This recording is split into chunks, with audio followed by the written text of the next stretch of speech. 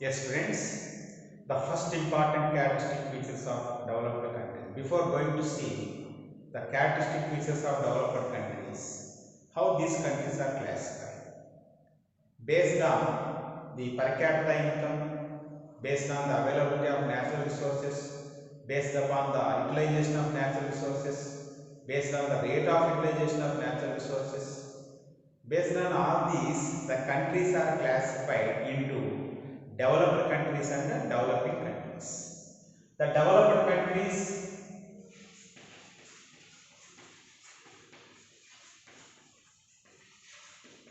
are also called advanced countries, high income countries, and industrialized countries. Industrialized countries. Then what about developing countries? Developing countries also called low income countries, third world countries, underdeveloped countries, developing countries. In such a way, the countries are classified. Now we are going to see the important characteristic features of developed countries.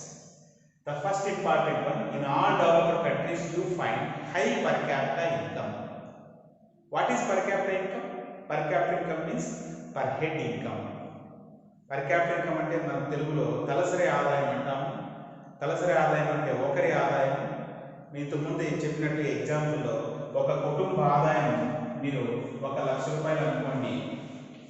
ఆ కుటుంబంలో 5 మంది ఉన్నారనుకోండి, ఒక్కొక్కరి ఆదాయం ఎంత అవుతుంది? 20,000 అవుతుంది.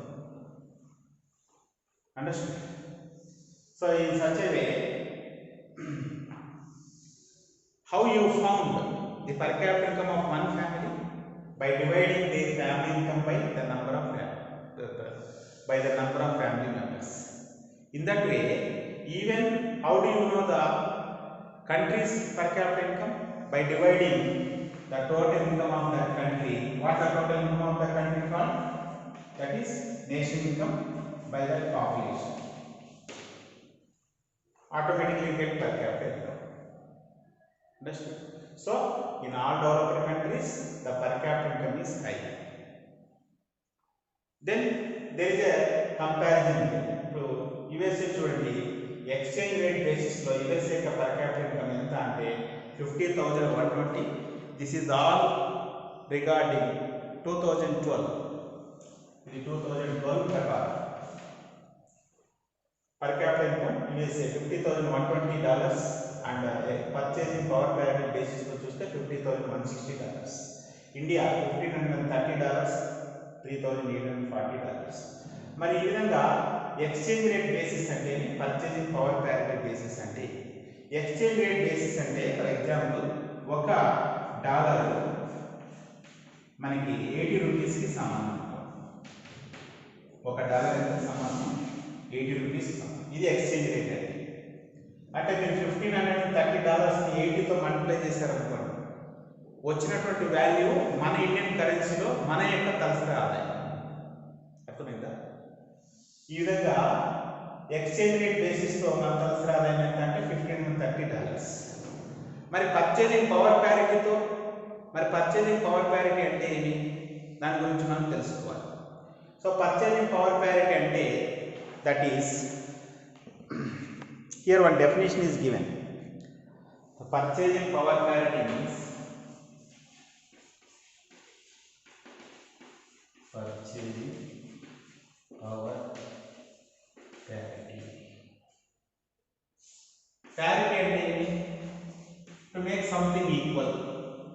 అంటే దేనినైనా సరే సమానం చేయడం. దేన్ని సమానం చేయడము? మనం కొనుగోలు శక్తిని సమానం చేయడం. మరి పర్చేసింగ్ పవర్ ప్యారిటీ బేసిస్తో పర్ క్యాపిటల్ ఇన్కమ్ చూడటము, ఎక్స్చేంజ్ రేట్తో purchasing power per capital income చూడటం. మరి పర్చేసింగ్ పవర్ అంటే ఏమి? The number of currency units required to purchase the same amount of goods and services in the domestic market as $1 would buy in USA. అంటే యుఎస్ఏలో $1 ఎన్ని వస్తువులు కొనగలుగుతుందో అన్ని వస్తువులు కొనడానికి మన దేశంలో ఎంత డబ్బు అవసరమో దాన్ని తెలియజేసేదాన్ని పర్చేసింగ్ పవర్ ప్యారిటీ అంటారు. పర్చేజింగ్ పవర్ ప్యారిటీ అంటే.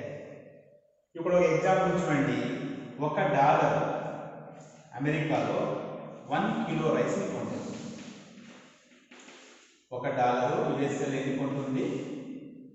1 కిలో రైస్ని కొంటుంది. సో మనము మన ఇండియాలో $1 అయితే ఎంత సమానం అని చెప్పాము ఇంతకు ముందు? 80 రూపీస్కి సమానం. $1 80 రూపీస్కి సమానం. మరి ఆ 80 రూపీస్తో మన ఇండియాలో మనం ఏం చేస్తున్నాము? 2 కిలో రైస్ని కొంటున్నాం. What we're doing here? We're purchasing 2 kilo rice.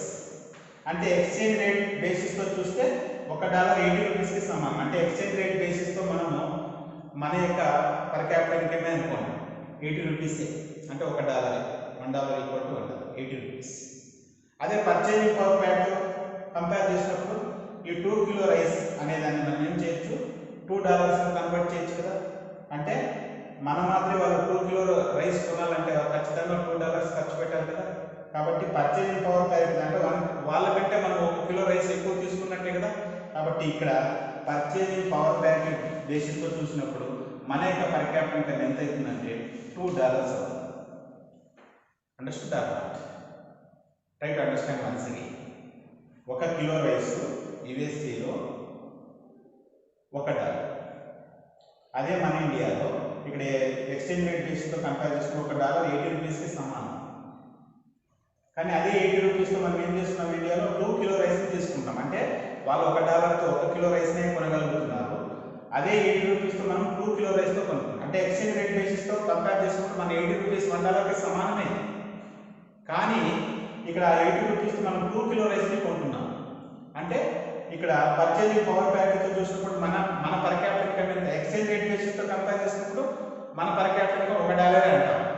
మరి పర్చేజింగ్ పవర్ ప్యారిటీతో చూసినప్పుడు మన పర్ క్యాపిటల్ ఇన్కమ్ ఎంత? $2 అంటాం. ఈ విధంగా పర్చేజింగ్ పవర్ ప్యారిటీతో కంపేర్ చేసినప్పుడు ఒక రకమైనటువంటి per capital income, exchange rate బేసిస్తో చూసినప్పుడు ఒక రకమైనటువంటి పర్ క్యాపిటల్ ఇన్కమ్ మనకి కనిపిస్తుంది. ఎందుకు ఈ విధంగా కనిపిస్తుంది అంటే అన్ని దేశాల్లో కూడా వస్తువుల యొక్క ధరలు ఒకే రకంగా ఉండవు. ఆ దేశంలో వస్తువులు తక్కువ ధరకు లభిస్తూ ఉంటే వాళ్ళ యొక్క ఎక్స్చేంజ్ రేట్ బేసిస్తో చూసినప్పుడు పర్ క్యాపిటల్ ఇన్కమ్ తక్కువగా ఉన్నప్పటికీ పర్చేజింగ్ పవర్ ప్యారిటీతో చూసినప్పుడు ఎక్కువ ఉండొచ్చు. అదే మీరు చూడండి, యూకేలో ఎక్స్చేంజ్ రేట్ బేసిస్తో చూసినప్పుడు 38,250 ఉంది. అదే పవర్ ప్యారిటీతో చూసినప్పుడు 36. అంటే ఎక్కువ డిఫరెన్స్ లేదు. ఎందుకు ఆ విధంగా లేదంటే వాళ్ళ దేశంలో వస్తువుల యొక్క ధరలు ఎక్కువగా ఉండొచ్చు. Understand? So this is the first important characteristic features of developed countries. So in our country, in case of exchange rate, America's per capita income is 33 times larger than India. అంటే అమెరికా యొక్క per capital income మన per capital income కంటే 33 times ఎక్కువ. అదే purchasing power parity చూసినప్పుడు 13 times. Understand? See this. Exchange rate బేసిస్తో చూసినప్పుడు వాళ్ళ యొక్క పర్ క్యాపిటల్, అమెరికా యొక్క పర్ క్యాపిటల్ ఇన్కమ్ మన పర్ క్యాపిటల్ ఇన్కమ్ కంటే 33 టైమ్స్ ఎక్కువ. పర్చేజింగ్ పవర్ ప్యారిటీతో చూసినప్పుడు 13 టైమ్స్ మన పర్ క్యాపిటల్ ఇన్కమ్ కంటే వాళ్ళ పర్ క్యాపిటల్ ఇన్కమ్ ఎక్కువ. అంటే ఫైనల్గా మీరు అర్థం చేసుకోవాల్సింది ఏమంటే ఎక్స్చేంజ్ రేట్ బేసిస్తో చూసినప్పుడు మన పర్ క్యాపిటల్ ఇన్కమ్ తక్కువగా కనిపించవచ్చు. కానీ పర్చేజింగ్ పవర్ ప్యారిటీతో చూసినప్పుడు మన పర్ క్యాపిటల్ ఇన్కమ్ అంత తక్కువ కాదు. ఎందుకంటే మన దేశంలో మనం కూడా మనకు సంబంధించినటువంటి వస్తువుల యొక్క ధరలు తక్కువ కాబట్టి మనం కూడా ఎక్కువ కొనుగోలు చేసే శక్తి మనకు ఉంది. ఇంకా ఈ దేశంలో వస్తువుల ధరలు ఇంకా బాగా తగ్గిపోయినాయి అనుకోండి, వాళ్ళకంటే మనం ఎక్కువ వస్తువులు కొనగలిగే స్థాయికి వచ్చినాం అనుకోండి, ఆటోమేటిక్గా పర్చేజింగ్ పవర్ ప్యారిటీతో చూసినప్పుడు వాళ్ళ పర్ క్యాపిటల్ ఇన్కమ్ మన పర్ క్యాపిటల్ ఇన్కమ్ ఒకటే కావచ్చు. So this is what the first important side effect of first important characteristic features of developed countries. Let us see the second one.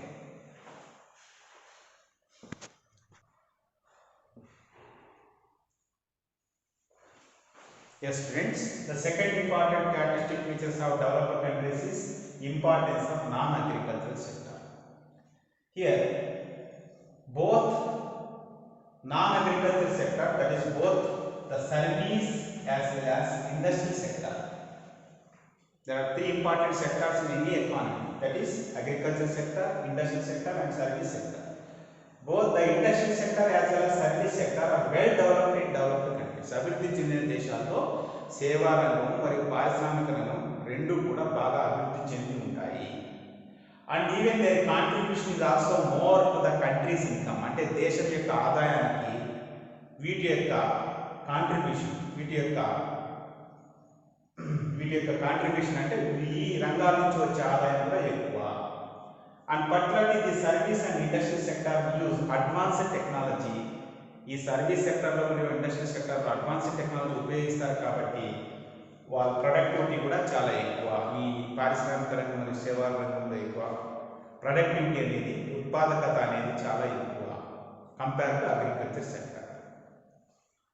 Then if you see this small table, you can easily understand in what way the industrial sector and the service sector are playing important role in developed countries like USA by comparing with India. See, in USA, according to 2012 census, according to 2012 data, the population engaged in agriculture is 1.6%. అంటే మొత్తం America జనాభాలో కేవలం 1.6% జనాభా మాత్రమే వ్యవసాయ రంగం మీద ఆధారపడి ఉంది. మరి వ్యవసాయ రంగం నుంచి దేశానికి వస్తున్నటువంటి ఆదాయం ఎంత అంటే కేవలం 1.3% మాత్రమే. అదే ఇండస్ట్రీ నుంచి ఎంత వస్తుంది? 21. సర్వీస్ నుంచి 77.87. అంటే 98% income, more than 98% income is coming from industrial service sector in America. Then how much population is actually engaged? Only 1.6%. మరి మనకు ఖచ్చితంగా ఒక డౌట్ వస్తుంది. అంటే ఇప్పుడు ఇండియాలో 51.1% పాపులేషన్ అగ్రికల్చర్ మీద ఆధారపడింది. అంటే ఒక దేశంలో వ్యవసాయ రంగం మీద ఎక్కువ ఆధారపడి ఉన్నంత మాత్రాన ఆ దేశం ఖచ్చితంగా వెనుకబడినట్ల, వ్యవసాయ రంగం మీద ఎక్కువ ఆధారపడకూడదు ఆ జనాభా అని మనకు ఖచ్చితంగా డౌట్ వస్తుంది. ఎక్కువ శాతం ఆర్థికవేత్తల ప్రకారం ఏ దేశంలోనే సరే వ్యవసాయం మీద ఎక్కువ శాతం జనాభా ఆధారపడి ఉండకూడదు. ఎందుకు ఉండకూడదు అంటే ఈ సేవా రంగం మరియు పారిశ్రామిక రంగంలో ఉన్నటువంటి ఉత్పాదకతతో, ఆదాయంతో మనం పోల్చినప్పుడు వ్యవసాయ రంగంలో ఉన్నటువంటి ఉత్పాదకత కానీ ఆదాయం కానీ తక్కువ. That means by depending more on service and industrial sector, people can generate more income, they can have more savings compared to the people who actually engage in agriculture sector. That means if people engage more and more in agriculture sector, they cannot generate more income, they cannot have more savings. That's why it is a sign of development. According to so many economists, the population should shift to other sectors, then only development takes place in any country. So ఏ దేశంలోనే సరే జనాభా అనేది ఎక్కువ మొత్తంలో shift కావాలి, మారాలి, వ్యవసాయ రంగం నుంచి వేరే రంగాలకు మారాలి, ఆ సేవా రంగం మరియు పారిశ్రామిక రంగం నుంచి ఎక్కువ ఆదాయం ఆ దేశానికి ఆదాయంగా రావాలి. Then only the country develops, then only the country progress. So in our country the population engaged in agriculture sector is 51.1%, and 2012 the contribution of agriculture is 18%, 31.9% from industry, 50.1% from service. But still the agriculture is playing dominant role. If you see all the developed countries, the contribution of agriculture sector is less than 5%. So with this you can understand that in what way the industrial and service sector, which are called non-agriculture sectors, are playing very important role in developed countries. Understood?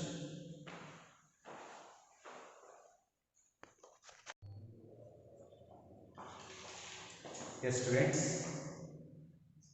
So far you have seen the first important characteristic feature of developed countries, that is high per capita income, and second important is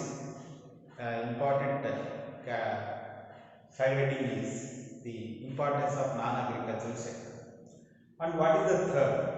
The third important feature of developed countries is abundance of capital and technology. Here capital does not mean that money. So capital includes different and more things like machinery, buildings, equipment, tools, all. కాబట్టి మనం అభివృద్ధి చెందిన అన్ని దేశాల్లో కూడా ఎక్కువ మొత్తంలో capital, ఎక్కువ మొత్తంలో టెక్నాలజీ అనేది ఉండడము జరుగుతుంది. వారు ఉపయోగించే టెక్నాలజీ అంతా కూడా మోడర్న్ అండ్ అడ్వాన్స్డ్ అనే విషయం మనం అర్థం చేసుకోవాలి. Then in all developed countries you can see high rate of capital formation. High rate of capital formation అంటే మూలధన కల్పన అనేది చాలా వేగంగా జరుగుతుంది. మరి మూలధన కల్పన అంటే ఏంటి? Increase in real capital. కాబట్టి రియల్ క్యాపిటల్లో ఉన్నటువంటి పెరుగుదలని ఏమనొచ్చు? క్యాపిటల్ ఫార్మేషన్ అనొచ్చు. మరి రియల్ క్యాపిటల్ అంటే ఏమి అంటే దేశంలో మెషినరీ అంటే యంత్రాల సంఖ్య పెరగడము, భవనాల సంఖ్య పెరగడము, టూల్స్ పెరగడము, ఈక్విప్మెంట్ పెరగడము, ఈ విధంగా ఇవన్నీ కూడా ఎక్కువ ఇంక్రీజ్ అయినట్లయితే దాన్ని రియల్ క్యాపిటల్లో పెరుగుదల అంటారు. సో రియల్ క్యాపిటల్లో వచ్చినటువంటి పెరుగుదలని ఏమంటాము? క్యాపిటల్ ఫార్మేషన్ అంటారు. కాబట్టి అన్ని అభివృద్ధి చెందిన దేశాల్లో కూడా ఈ క్యాపిటల్ ఫార్మేషన్ అనేది చాలా వేగంగా జరుగుతుంది. In all developed countries you can see there is high rate of capital formation. Then what we require to purchase all this machinery? To machinery come freely? No, we want money. How do we get that money? We get money from the savings. Who will mobilize the savings? The banks and financial institutions mobilize the savings from the public. So in developed countries, as the incomes of all people are high, they can easily save.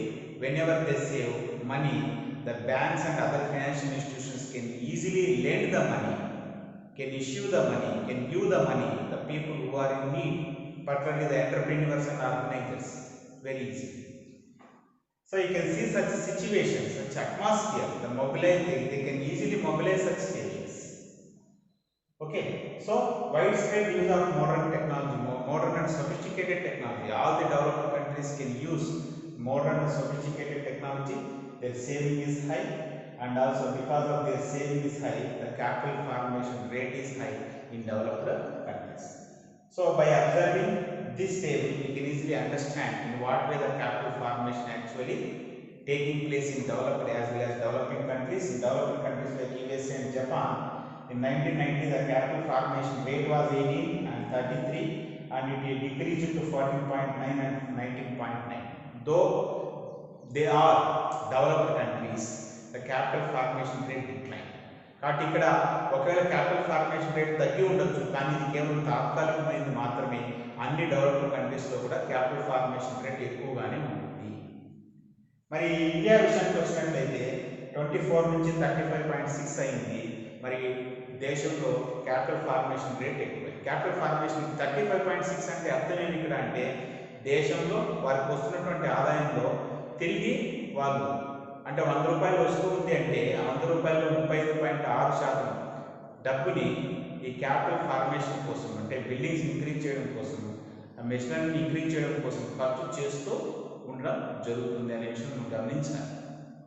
And but finally the availability of capital leads to technical progress. ఎప్పుడైనా ఏ దేశంలోనే సరే ఎక్కువ మొత్తంలో మూలధన లభ్యత ఉన్నట్లయితే అది దేనికి దారితీస్తుందంటే సాంకేతిక పరిజ్ఞానం వృద్ధి చెందడానికి దారితీస్తుంది. So that is the availability of capital leads to technical progress in any country.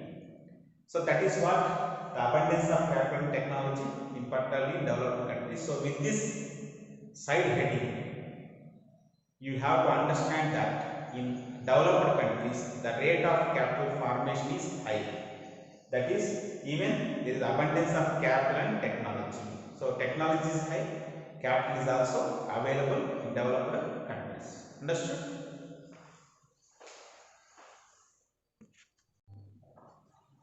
Yes, students, the third important, that is what not third, fourth important characteristic features of developed countries is low level of unemployment. First of all, being economic students, you should know what is employment. Employment means exploitation of resources. అంటే వనరుల్ని సక్రమంగా ఉపయోగించుకోవడమే ఉద్యోగిత.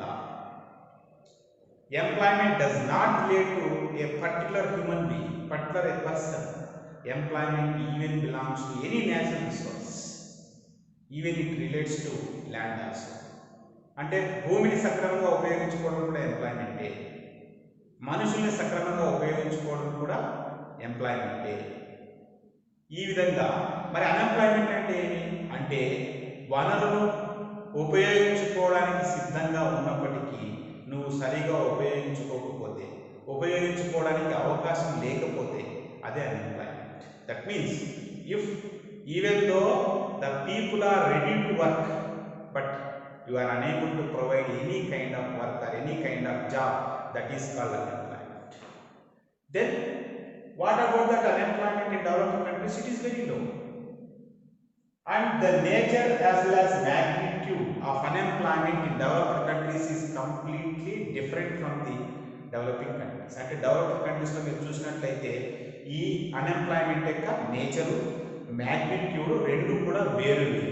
ఎందుకు వేరు అంటే చూడండి, particularly in developed countries the unemployment may take place because of one reason, that is shortage of effective demand.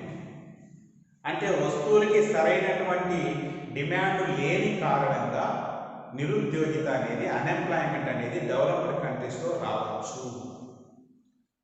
మరి developed కంట్రీస్లో ఉన్నటువంటి నిరుద్యోగిత ఏ రకానికి చెందింది?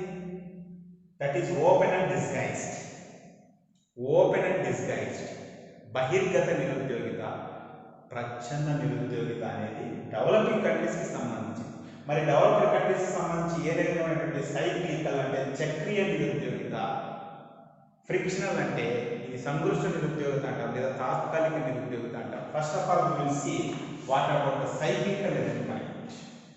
చక్రీయ నిరుద్యోగిత అంటే in developed countries generally unemployment is of which nature? Cyclical in nature.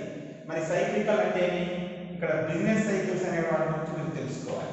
ఈ business cycles అంటే వ్యాపార చక్రాలు అనేవి ఉన్నాయి. ఈ వ్యాపార చక్రాలు అంటే వ్యాపారం జరిగేటప్పుడు, ట్రేడ్ జరిగేటప్పుడు ముఖ్యంగా 3-4 దశలు ఉంటాయి. అందులో ఫస్ట్ దశని the stage of progression, the second stage is peak stage or boom stage, third stage is recession stage, and this is first one, second recession, third one depression,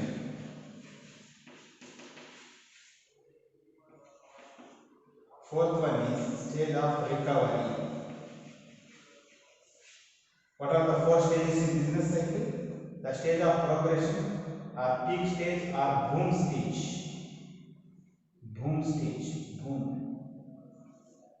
peak or boom. See here, the stage of progression అంటే ఈ stage లో ఇది మొదటి దశ, first stage, ఇది ఇక్కడ వరకు. Recession ఆ విధంగా వ్యాపారం తగ్గచ్చు. డిప్రెషన్ అంటే ఇది థర్డ్ స్టేజ్. నెక్స్ట్ మూడోది fourth stage, stage of recovery, స్లోగా వ్యాపారం అనేది వృద్ధి చెందింది. సో ఇది ఫస్ట్ స్టేజ్లో ఉంటుంది, ఇది second stage, stage of recession, third stage depression, stage of recovery, fourth stage. అంటే మీరు అర్థం చేసుకోవాల్సింది ఏమంటే ఇక్కడ మొదటి స్టేజ్లో వస్తువులకి విపరీతమైనటువంటి డిమాండ్ ఉంటుంది కాబట్టి ఉద్యోగం నుంచి ఎవరిని కూడా తీసివేయడం అనేది జరగదు. అంటే విపరీతమైనటువంటి డిమాండ్ ఉంటుంది, అన్ని రకాలైనటువంటి డాక్టర్స్ ఆఫ్ ప్రొడక్షన్కి విపరీతమైనటువంటి డిమాండ్ అనేది ఉంటుంది, అందరికి కూడా ఉద్యోగం ఇవ్వడం జరుగుతుంది. నెక్స్ట్ స్టేజ్ ఆఫ్ రెసెషన్ ఏం జరుగుతుంది? వస్తువులకి కొంత డిమాండ్ తగ్గి రాను రాను కొంతమంది ఉద్యోగం నుంచి తొలగించాల్సి వస్తుంది, అదే నిరుద్యోగిత అనేది వస్తుంది. మూడో స్టేజ్లో స్టేజ్ ఆఫ్ డిప్రెషన్, వస్తువులకి అసలు డిమాండ్ ఉండకపోవచ్చు, అప్పుడు చాలామంది ఉద్యోగం నుంచి తొలగించే అవకాశం ఉంది. స్టేజ్ ఆఫ్ రికవరీ, స్లోగా వస్తువుల డిమాండ్ పెరుగుతూ వస్తుంది, ఆటోమేటిక్గా అందరికీ ఉద్యోగాలు రావడం అనేది జరుగుతుంది. ఈ విధమైనటువంటి మార్పుల వల్ల ఎవరైనా కానీ ఉద్యోగం నుంచి తొలగించబడితే అలాంటి అన్ఎంప్లాయ్మెంట్ని సైక్లికల్ అన్ఎంప్లాయ్మెంట్ అంటారు. Such type of unemployment you can find in developed countries. Whereas in frictional type of unemployment, మరి ఫ్రిక్షనల్ అంటే ఏంటంటే if one person is left from a job, he takes some time to join another job. In that duration, if he is remain unemployed, such kind of unemployment is called frictional unemployment. అంటే ఒక వ్యక్తిని ఒక ఉద్యోగం నుంచి తొలగించాలి లేదా అతనే వదిలేస్తారు, తర్వాత నెక్స్ట్ ఇంకో ఉద్యోగంలో జాయిన్ అవ్వడానికి కొంత సమయం అతను నిరుద్యోగిగా ఉన్నట్లయితే అలాంటి నిరుద్యోగాన్ని ఫ్రిక్షనల్ టైప్ ఆఫ్ అన్ఎంప్లాయ్మెంట్ అంటాం. అంటే ఒక వ్యక్తి కేవలం టైప్ రైటింగ్ మాత్రమే తెలుసు, ఆ ఉద్యోగంలో అతను జాయిన్ అయ్యాడు. కొంతకాలానికి ఏమైంది, కంప్యూటర్ అతనికి ఖచ్చితంగా నేర్చుకోవాలని చెప్పారు. కంప్యూటర్ నేర్చుకున్న ఒక మంత్ సమయం తీసుకున్నాడు, అంతవరకు అతను నిరుద్యోగిగానే ఉన్నాడు. ఎప్పుడైతే అతనికి ఆ స్కిల్ వచ్చిందో తిరిగి ఉద్యోగంలో జాయిన్ కావడం జరిగింది. ఆ సమయంలో అతను నిరుద్యోగిగానే ఉన్నాడు. అలాంటి సమయాన్ని, అలాంటి నిరుద్యోగాన్ని ఫ్రిక్షనల్ టైప్ ఆఫ్ అన్ఎంప్లాయ్మెంట్ అంటాం. ఇది కేవలం తాత్కాలికమైనది మాత్రమే. That is what frictional unemployment. So in the developed countries you can see such type of unemployment, whereas in developing countries the deficiency of capital అంటే మూలధనం, సరైనటువంటి మూలధనం లభ్యం కాని కారణంగా నిరుద్యోగత అనేది వస్తుంది. ఆ నిరుద్యోగత ఏ రకానికి చెందిందంటే open and disguised. Open unemployment అంటే if a person is unemployed we cannot tell that when that person will become employee. అంటే ఒక వ్యక్తి చాలా కాలం పాటు నిరుద్యోగాన్ని మిగిలిపోతే అలాంటి టైప్ ఆఫ్ అన్ఎంప్లాయ్మెంట్ ని ఓపెన్ అన్ఎంప్లాయ్మెంట్ అంటారు. మరి డిస్గైజ్ అన్ఎంప్లాయ్మెంట్ అంటే ఏంటి?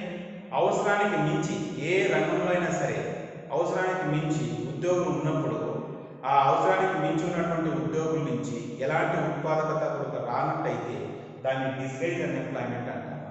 అంటే ఏ రంగంలోనైనా సరే అవసరానికి మించి ఉద్యోగులు ఉన్నట్లయితే ఆ ఉన్నటువంటి వాళ్ళ నుంచి ఏ రకమైనటువంటి ఉత్పాదకత రానటువంటి సమయంలో ఆ వ్యక్తుల యొక్క ఉత్పాదకత తక్కువగా ఉంటుంది కాబట్టి ఆ వ్యక్తిని ఒకసారి తొలగించడం జరుగుతుంది. కాబట్టి అలాంటి నిరుద్యోగిని డిస్గైజ్ అన్ఎంప్లాయ్మెంట్ అంటాం.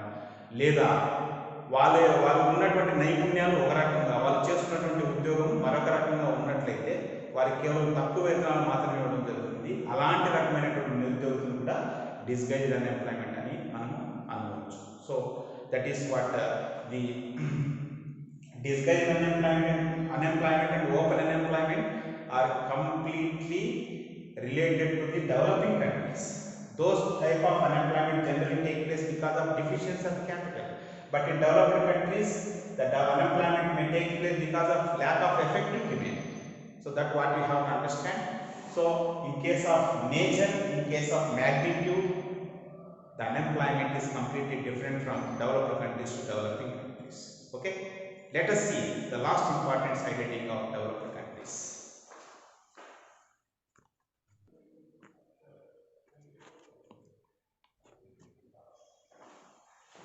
Yes students, the last important characteristic of developed countries is better quality of life. అంటే అభివృద్ధి చెందిన అన్ని దేశాల్లో కూడా వారి యొక్క జీవనం అనేది చాలా నాణ్యమైనదిగా ఉంటుంది. మరి better quality of life in all developed countries, how do you say that they have better quality of life? That is with they have effective social security system. The first important characteristic features of this one is effective social security system. Number 1, availability of safe drinking water. అంటే వారికి అందరికీ కూడా drinking water అనేది సేఫ్గా లభ్యమవుతూ ఉంది, అందరికీ లభ్యంగా ఉంది. Safe drinking water అనేది అంటే ఆరోగ్యవంతమైనటువంటి స్వచ్ఛంగా ఉన్నటువంటి త్రాగునీరు అందరికీ అందుబాటులో ఉంది. Well organised health care system and sanitation. So in all developed countries you can see this effective social security system, availability of safe drinking water, well organized healthcare system and sanitation. You can see all these in developed countries. Because of this only you can tell that they have better quality of life. Even all the developed countries, they can do more expenditure on health, education, research, training and skill formation. కాబట్టి అన్నిటి మీద, విద్య మీద కావచ్చు, ఆరోగ్యం మీద కావచ్చు, పరిశోధన మీద కావచ్చు, శిక్షణ మీద కావచ్చు, శిక్షణని నైపుణ్యాన్ని పెంపొందించే విషయంలో కావచ్చు, అన్ని రంగాల్లో కూడా, అన్ని విషయాల్లో కూడా డెవలప్డ్ కంట్రీస్ అన్ని కూడా విపరీతంగా ఖర్చు చేయడం జరుగుతుంది. దానివల్ల వారు ఖచ్చితంగా బెటర్ క్వాలిటీ ఆఫ్ లైఫ్ని కలిగి ఉంటారు. మరి యుఎస్ఏ విషయానికి వచ్చినట్లయితే మీరు వారికి వస్తున్నటువంటి మొత్తం ఆదాయంలో 6% కేవలం వీటి మీద ఖర్చు చేయడం జరుగుతుంది. అదేవిధంగా డెవలపింగ్ కంట్రీస్ ఇది కేవలం 3% మాత్రమే. మరి ఇండియా విషయానికి వచ్చినట్లయితే ఇది పర్టికులర్గా ఈ విద్య మీద కానీ విద్య మీద ఖర్చు చేసే ఆదాయం 3.3% ఉండేది. అది 4% ఇంక్రీజ్ కావడం జరిగింది. అండర్స్టూడ్. సో ఈ అన్ని విషయాలు మనం గమనించినట్లయితే what we come to know that in developed countries there is better quality of life. Then what are the measurements? How do you say that? What is the proof? అంటే ఇక్కడ ఒక proof చెప్పారు. మీరు యుఎస్ఏ తీసుకోండి, life expectancy ఎంత అంటే వారి యొక్క అంటే సగటుగా ఒక మనిషికి ఎన్ని సంవత్సరాలు జీవిస్తాడు అంటే 78.7 years. 1 person lives on an average, 1 person lives nearly more than 78 years. Whereas literacy rate అక్షరాస్యత ఆ దేశాల్లో 99% ఉంది. మరి HDI rank human development index అంటే మానవ అభివృద్ధి సూచిక, ఆ విషయం మనకి ఇంకా నెక్స్ట్ వచ్చే క్లాస్లో దాని గురించి తెలుసుకుందాం. మరి దాని యొక్క ర్యాంక్ ఎంత అంటే 5. మరి ఇండియా విషయం చూసినట్లయితే లైఫ్ ఎక్స్పెక్టెన్సీ అంటే యావరేజ్గా ఒక వ్యక్తి ఎన్ని సంవత్సరాలు జీవిస్తున్నా అంటే 65.8 years. And literacy rate 74.04 and still 25% of the people are illiterate in our country, and the HDA rank is 135. So with these details we can easily tell that all the developed countries have better quality of life. Understood? So students, I hope you understood what are the important characteristic features of developed countries. That the first important one, high per capita income. Second one is importance of non-agricultural sector. The third one is abundance of capital and technology, and the fourth important one you have seen that is low level of unemployment, and the last important one is better quality of life. So we have got only 5 side headings in developed countries, but in developing countries we have got 10 side headings. We will see that in the next class, and I hope you understood all the features of developed countries. Thank you.